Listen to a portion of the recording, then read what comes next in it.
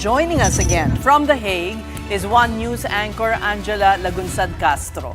Angela, what has been discussed so far? Well, you're right. We're down to the fourth and final day of the confirmation of hearing of former President Rodrigo Duterte, and katatapos nga lang ng closing statements ng panig ng prosecution and common legal representatives. It started from at 11:30 until 12:30. Right now, the hearing is on a break, and pag sila ay nag-resume by 2 o'clock, when they resume by 2 o'clock, the closing statement, we will be expecting closing statement from the defense. So right now we are joined by Atty. Neri Colmenares to give us update or reaction on the closing statements of the prosecution and the common legal representatives. Attorney, okay lang. We are joined by Ces Jalon and Sean Yao, the big story on One News. Hi. Okay, so Ces at Sean. Good evening from Manila.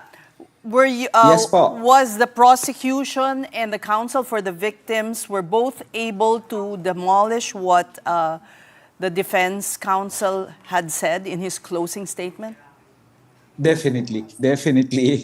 If there was a shattering of glasses, the shattering of glass, as they said yesterday, the broken glasses come from the defense. I just couldn't. I was really surprised, but they were grasping at straws. That's what I would describe the defense arguments in the last today and even yesterday. Grasping at straws. Why? They keep on insisting that there is no liability on the part of President Duterte because there is no common plan. And if there is no common plan, then they went to say that the rogue cops did it. It was an opportunistic thing for the rogue cops to, animosity or corruption or cheating in cards. Now, for me, that's really President Duterte kept on saying during his presidency, you do everything I tell you. Don't worry, ako yung pupunta sa kulungan kung sakaling kakasuhan kayo. And now, his defense is saying, kasalanan nyo yun mga pulis. So ang message sa mga pulis, tingnan nyo yung principal nyo na nag-utos sa inyo. Tapos ngayon sasabihin nyo, wala akong kanalaman dyan ha. Yung mga pulis na yan, yung gumawa niyan. They insisted it kahapon lalo na, sabi niya, sa barangay clearance operation, wala kayong proof na may command siya from above. Discretion na yun ng ground commanders, which is probably true in the sense, but the command has already been decided long before the barangay clearance. May drug list, implement nyo to, bahala na kayo. Hindi naman kilala ni Duterte yung mga drug addict or drug suspect or drug, syndicate sa barangay. So, parang grasping at straws talaga kasi parang ngayon bigla na lang baliktad ang depensa at sabihin na gawa-gawa lang yun ng mga rogue cops ang mga patayan na yun. In other words, you're confident that this will go into a full-blown trial? I think so. There's no way that the PTC will say, oh, there was no common plan pala. These are random acts of policemen who got up the wrong side of the bed this morning. So I don't think they will say there's no written order. That's what the prosecution just said. In crimes against humanity, there is really no written order. And he cited the example which he and Kaufman were together, and that is in the International Criminal Tribunal of the former Yugoslavia, wherein the issue of Srebrenica was mentioned. And he said, actually, no, they didn't really write it down in a legal paper and say kill. The order was given verbally to the selected, subordinates. So I think that the insistence that a written order be produced is really unrealistic on the part, especially since, for example, was there really a command on the part of Duterte per individual hitman to kill, like, say, if there's 7,000 targets, 7,000 hitmen? I don't think so. Hitler didn't personally command whoever is going to execute the German opposition, or the LGBT in Germany and so on. On all three I don't think charges, the court will be attorney? convinced by that. Okay. On all three Yes. charges, you think it will proceed to trial, and you think all three charges will be confirmed? Yes, yes. For me, that is, there is no way that the defense will be able to argue that the Davao Death Squads is just a name given by the media. Therefore, there is no such thing. I don't think the court will be convinced by that. And then the high value target. Yeah. Oh, it's a high value target in terms of priority. Priority for what? For us, it simply means priority for execution. And of course, the barangay clearance, that's where he said, oh, well, rogue cops in the barangay clearance, it's rogue cops kasi Duterte didn't personally order the barangay clearance and targeted the persons to be killed there. So it's really, for me, grasping at straws. For the high value target, sabi ni Kaufman, 'di ba? It's a procedural framework. Even other countries have HVT. Yes, correct. But the other countries interpreted it as priority for, say, arrest or detention or prosecution. But for Duterte, high-value target is precisely the Filipino way of saying target. Target ka. At sa Pilipino, pag sinabing target mo yan, ano yan, bibirahin ka talaga niyan. So, Well, Attorney, yes. we still have to hear the closing statement of Attorney Nicholas Kaufman. That's what is remaining. I got lost about the schedules. I thought Yeah. he was given.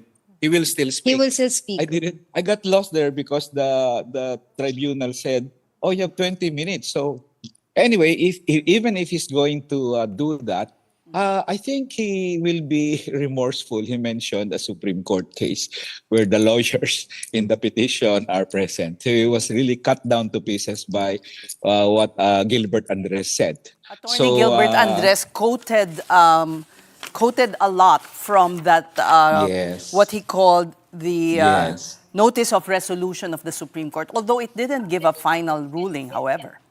Yeah, in Danoy case. But there were lots of statements by the Supreme Court on the issue.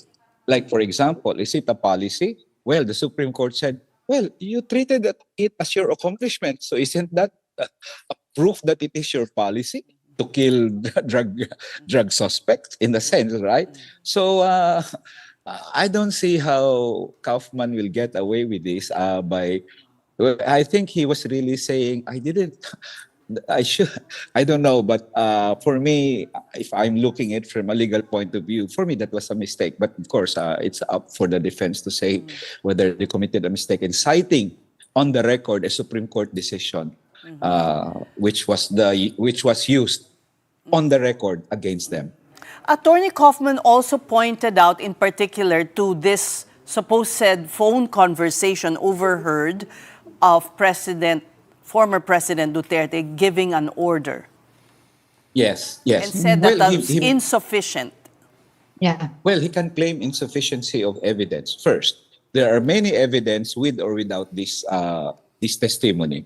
Secondly, the testimony of a witness that it was President Duterte on the phone, for me, can be understood in the context of the Philippines.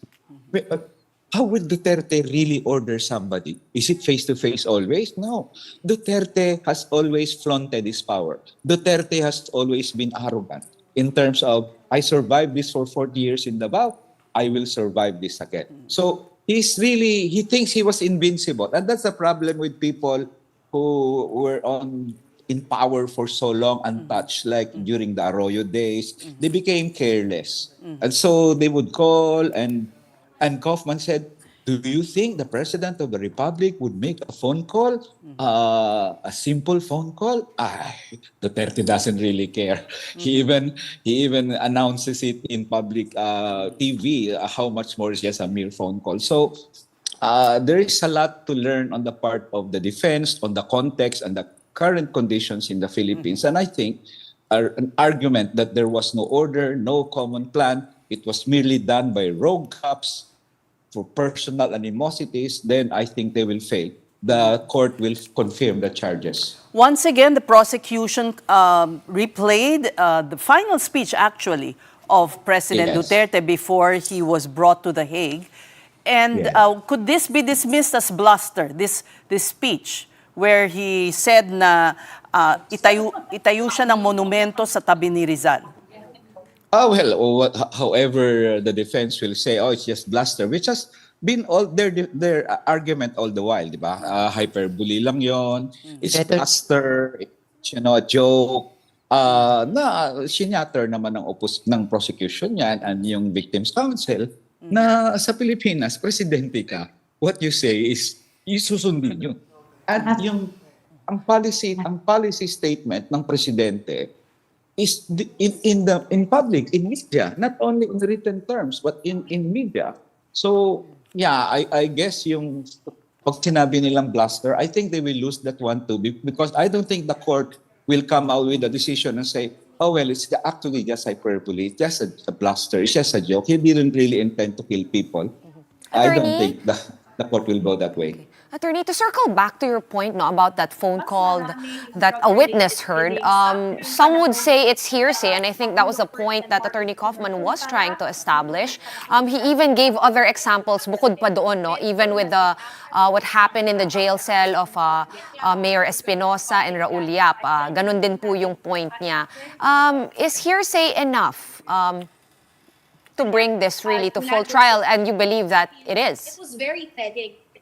What the witness will testify is not hearsay in the sense that did that call actually, yes, witness can testify, yes, there was a call from the president. Of course, the defense will say, well, allegedly the president, but you don't know. Well, at the very least, the witness can say that, yes, there was a phone call from a person who is the mayor of Davao, as was mentioned by the other, and I saw the phone call. Now, it's up for the defense and, of course, the prosecution to argue whether, it's sufficient to prove it was Duterte or not. But I think a lot of people will tend to believe that, oh, of course, it's going to be Duterte. You cannot just, why would they even make it up? Like, oh, si Duterte yun. Hindi naman pala si Duterte. Di ba? Di nabaril siya doon using the name of Duterte in vain, so to speak. Yeah. So anyway, yeah, but if they can, of course, question it again and again, but that's not even the only evidence at hand, anyway. Well, we thank you once again for your insights, Attorney Neri Colmenares. May we go back to Angela? One final question, Angela.